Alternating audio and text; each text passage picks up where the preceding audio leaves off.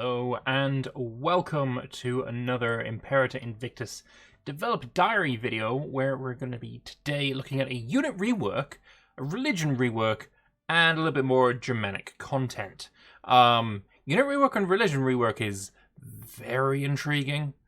Like, unit rework, if you've been with me on this channel for a long time, say before Imperator was released, you know that I first started making Dev Diary videos. The very first Dev Diary video I ever made, in fact, was on the units in Imperator Rome, when they were first announced, what the different units were, and I was so disappointed in the units that I was like, I'm gonna make a video about this. And that's where this whole Dev Diary video genesis is, you know. So it's interesting that we're going to get a rework for units in Imperator for Imperator Invictus. That's pretty, you know, full circle, if you will, which is kind of cool. Anyway, let's talk about the Germans first, and then we'll get on to units later. Last time, when we talked about Germania in a Dev Diary, we left you with a hint for the second part of this region rework, the Eye of Sauron. Obviously, the Dark Lord wouldn't appear in Invictus, but the coat of arms of Haria is based somewhat on it. I don't know why, but sure, okay then. Tacitus noted that the Hari, a subtribe of the Lugians, preferred the colour black, and that the piercing gaze of their infernal army was not easy to behold. Now this also meant there will be no longer a Lugia at the beginning of the game, and instead several notable Lugian tribes. Although Tacitus mentions that there were more Lugian tribes, he concentrated only on the ones that seemed notable to him. So Lugia, as you can see him here, will be going away, and instead we'll be getting Helveconia and Harry something or other. This is a very low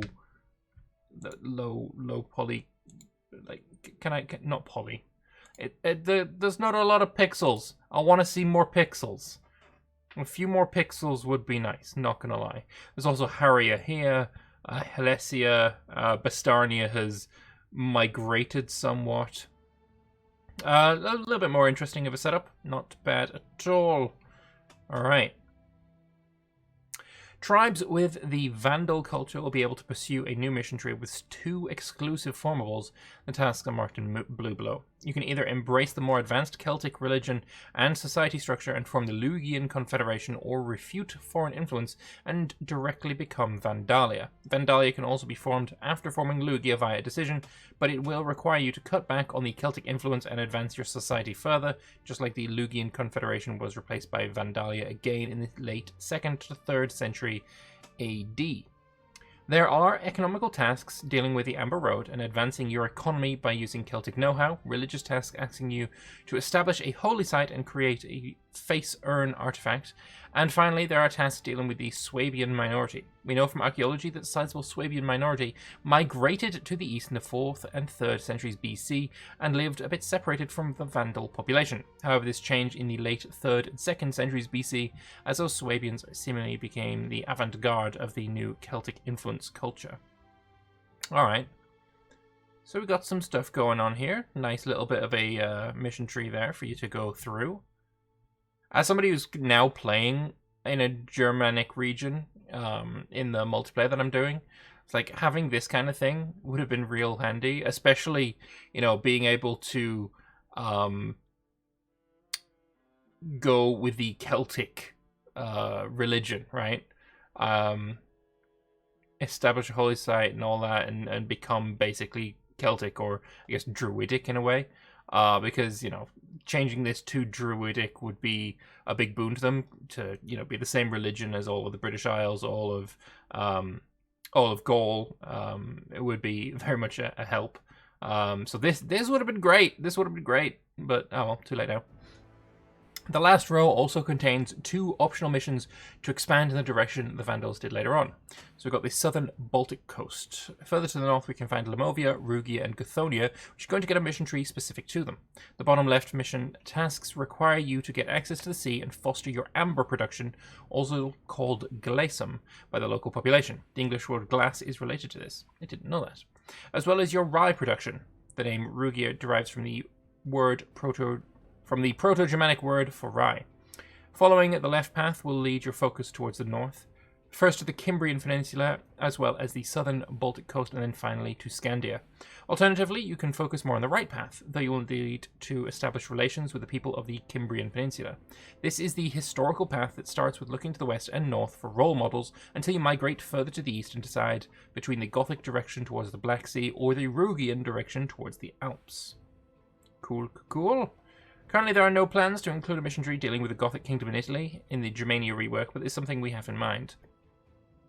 I am totally fine with adding this kind. I mean, it's not alt history; it's just misplaced history, I guess, right? Because yes, the Vandals did come and sack Rome. The Lombards went and conquered Italy. Like Germanics did come through and well, they pushed Rome's shit in, basically. And this is well outside the scope of Imperator's timeline, but I'm still perfectly happy with them adding these kinds of paths in Invictus if you were to, wanting to do it early. A bit like how I'm doing in the multiplayer I'm playing right now, where as the Saxons, I've gone over and I've conquered England and formed England very much too early, but still I'm perfectly happy to have that kind of content in. So the final Eastern Germanic tree is a very narrow and very small tree, guiding the player towards migrating with either Bastarnia or Styria to the Black Sea. First you need to pack your things, then go on a journey. At arrival, the primary tasks are building up your defences and getting into the favourable position.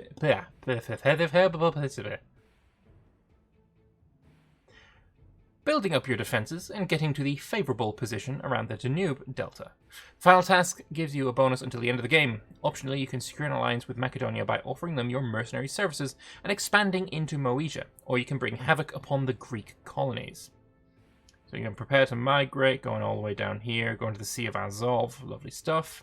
And from Snowlet, a lot of, if not all of the Germanic mission trees will most likely not be in the next update. That's unfortunate. So, on to units. There has been a rebalancing of the units.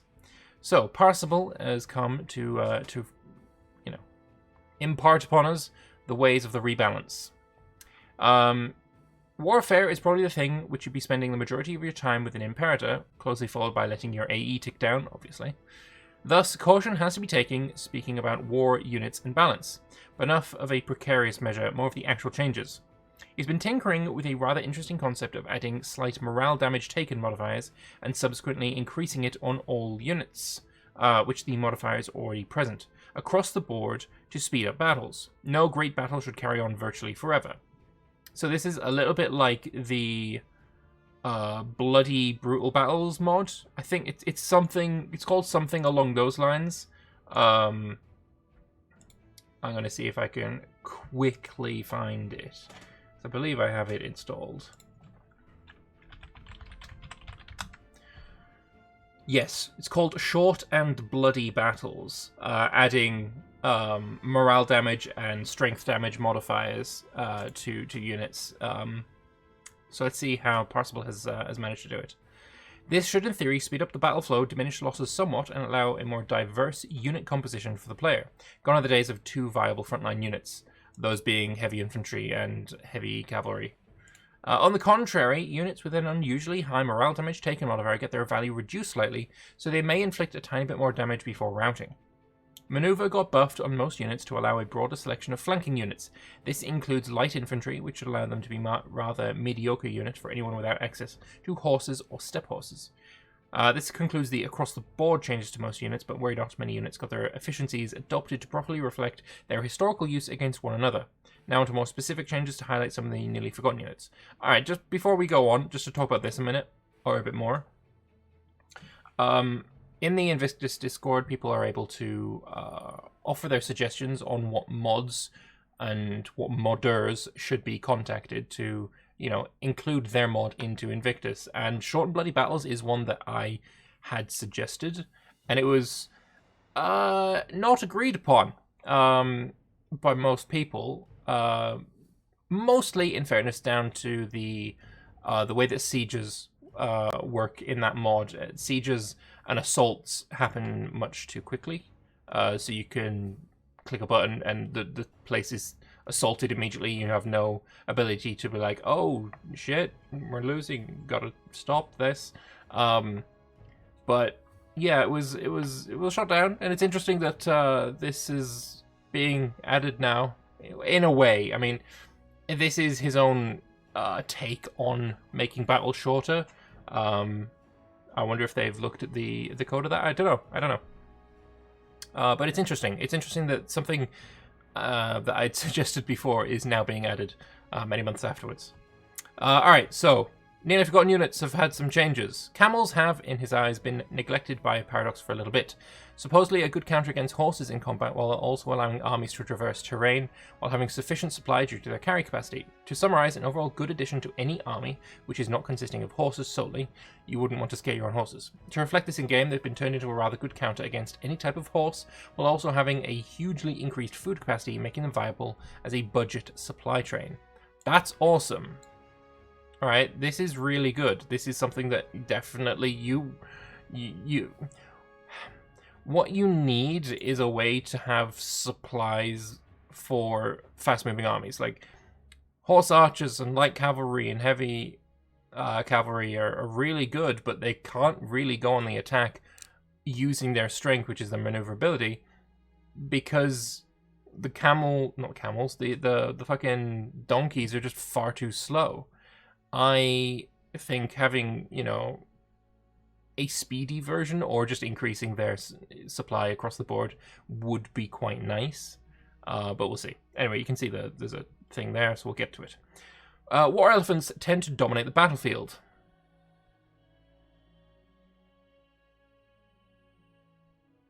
Do they? I don't think they do. However, they're fairly slow. I took some of their initial strength away, especially their efficiency against elephants. On the contrary, archers have an added bonus of +10 efficiency against elephants, so frontline battles might turn in favor of archers. If it's still a loss, you economically drain your enemy. Chariots are an interesting unit, and sometimes question their military presence within the game's time frame. Yeah, the Vespasian's multiplayer overhaul mod has removed chariots entirely, which I reckon Invictus probably should follow suit on. They received a slight buff to give tribes a bit more punching power against the more civilized nations. Just remove them, mate. And a list of the currently changed unit efficiencies. Okay, so heavy infantry lost 10% against the camels. I don't know. Let's just, can we open this? Can we have this open, please? Whatever, I'll just open as a new tab. Oh my god, it's massive. Try and get the entire thing in. There we go. Okay. There we go. So, we've got archers losing out a bit towards the cavalry types. They should have a bonus against horse archers, in my opinion. Everyone's still great against the donkeys. Wait, is the highlighted ones are the new versions? Or is the highlighted ones the old versions? I think highlighted is new. Yeah, I think highlighted is new. Okay, so archers are slightly better against heavy infantry. They've now got a bonus against elephants. They don't have the bonus against camels. Camels, instead of being bad against heavy cav, are now really good against them. They have nothing against light cav, though, which I'm pretty sure was just said in the dev diary that they got a bonus against them. I don't know what's going on there. Chariots are still shit. Anything super interesting going on here? Light cavalry are much better against archers than they were, and they were already the best against them. Elephants, they're still pretty good. Supply trains are still shit. Other than, of course, you know, for carrying food. Okay. And archers are good against elephants, but horse archers are bad against them. For reasons. Like, I'm gonna be honest, I would have rebalanced these way differently. I'm just gonna put that out there. I'd have rebalanced them differently, but whatever, it's not my mod. Anyway, moving on. Here's a list of the currently changed unit efficiencies, still subject to change. As you may see, heavy infantry didn't receive any buffs or nerfs in the table, but more on that in the next segment. If you've got any feedback about weird unit matchups or mismatching things, feel free to display any concerns about the unit changes. Let's move on to the most concerning unit. Alright, real quick, what I would do... Elephants, if they're too strong, light infantry becomes the counter to them. Make light infantry elephants counter. If you think about it, light infantry, what does it entail? If you look at the Romans, they've got their light infantry styled as velites or velites, whichever one you prefer, I don't care. Velites have basically go into battle with fucking javelins. What's good against an elephant? Fucking javelins. How did the Romans defeat elephants? Fucking javelins. So I think light infantry should be the main counter towards elephants. Archers should have, you know, a minor bonus. Horse archers should be good against them because you can shoot and you can run away and you can shoot and you can run away. It's pretty logical. Heavy infantry should be mullered by them. Heavy cavalry shouldn't be able to do much. Light cavalry shouldn't be able to do much. Yeah. So against elephants, infantry types, the ones that are pretty bad, right? You never really want light infantry, but if your opponent's got elephants, you want light infantry. End of story. Done. Archers should be the counter against light horse archers. Makes complete sense. You've got way more accuracy if you are standing on your 2 feet and shooting rather than if you're riding around and shooting. It just makes sense. The historic counter to horse archers was your own archers. Camels should be good against all cavalry types, just makes sense. Chariots should be gone from the game because they're shit. Heavy cavalry should be the counter against archers and light infantry. They should be really bad against camels. Heavy infantry should be really good against cavalry. Not horse archers, though. They should be bad against elephants. They should be relatively bad against archers, but relatively good against light infantry. They should basically be your bog standard, like your average, the human of the party of aliens. They should be your average. Horse archers are reasonably okay. They should, apart from the fact that they should kick shit out of elephants. Yeah, that's it. That's my 2 cents. So, concluding your part of the Dev Diary with the most extensive proposed change, heavy infantry can fit so many unit types into it. That is... How many... Do you want to count the pixels? Because I can count the pixels. That's a real bad image. Alright. There is ways to get this image that are not tiny. Just putting that out there. Anyway. So, the meme perfectly... portrays the inherent problem with heavy infantry. Unifying spears and swords into a single unit creates a lot of balance problems regarding exactly this unit. Either it's efficient against everything, making it the absolute unit, thus outperforming everything else, or you nerf it while buffing most other units, making it irrelevant. It's a very fine line, especially with heavy infantry. We came up with a list of proposals. Here's a quick summary of each one. Try to balance the unit without interfering with vanilla unit balance too much, revisiting most heavy infantry modifiers, subsequently diminishing those. Ideal option for the AI and comes with no risks. Turn heavy infantry into a pure anchor unit, severely diminishing their offensive capabilities while keeping and buffing their defensive values. However, there are concerns that the AI might not be able to handle it properly and isn't well explained for new players. C. Separate swordsmen from spearmen, giving them both their own role and therefore efficiencies. This would, however, come at the cost of another unit type. Hello? Hello? There is a unit type right here that deserves to be shot into the sun. Get rid of it. It's gone. It's dead. It's shite. Let's get rid of it. You can vote here.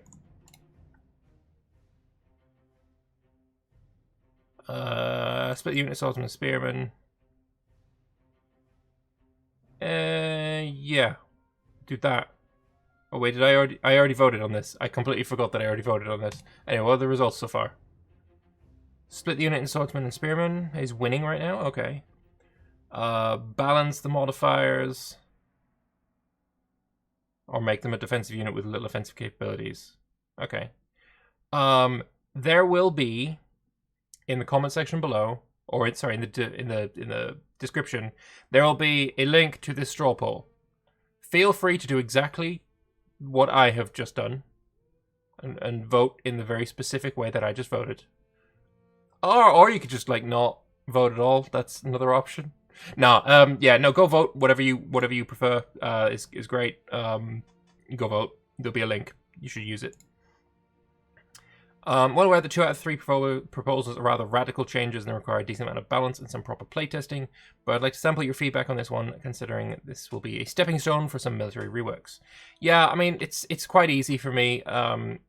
If you want to split them, and you would really make Imperator Invictus very distinct if you did so, you basically just remove Chariots, and no one is crying about the removal of Chariots. They're dog shit. They really are. They're just bad. And you've made them worse. Like, let's be honest, in this little rework, the slight bonus they had against light cavalry has just been removed. And light cavalry were already better than them, right? Because they have the 25. Chariots only had +10. You've removed that +10. So, I mean, just why? it's just bad. Yeah, just remove those. Anyway, moving on to the religion rework. So this is from Dementive.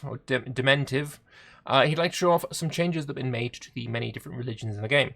In vanilla, there's very little difference between religions, whether you're playing as a Jain nation in India or a Druidic nation in Gaul. The experience is nearly the exact same. The only real differences between religions now are events and the modifiers they give. So in vanilla, each religion gives 1 modifier, except Judaism, which gives 3. To balance this and make a distinction between the different religions, each religion now has multiple unique modifiers like Judaism does in vanilla. However, some of the modifiers are good and some are bad, so each religion will have unique bonuses and challenges. So, a few of the new religious modifiers: we have Kemetic, giving ruler popularity gain, country civilization level, threshold for civil war goes down a bit, and there is more food. I'm not sure what about being Kemetic is supposed to do this for you, but sure. Megalithic is diplomatic relations, lower loyalty of characters, move slaves cost just down. You're like cavalry a bit better, considering Megalithic are like Africa, like south of Carthage and such, or inland Africa, like where Carthage is, and they're very famed for their cavalry. That makes total sense.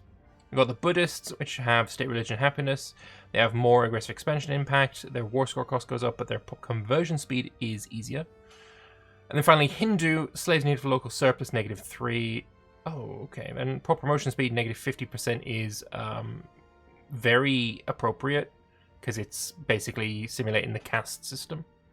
And then national noble desired ratio +3. Okay. All modifiers shown may be changed later and shouldn't be taken too seriously. These changes to modifiers will hopefully make each religion more unique. However, these are not the only changes that are planned. Also looking into making many more unique religious events and decisions that will further differentiate each religion. More on this in a future dev diary. So, now from Snowlet, the modifiers may at times appear harsh, but they're a way for us to represent the vast societal differences between the world and the case of Hindu. It's similar to the caste, yeah, like I said. We'll elaborate on it further and work heavily on making them interesting and historical.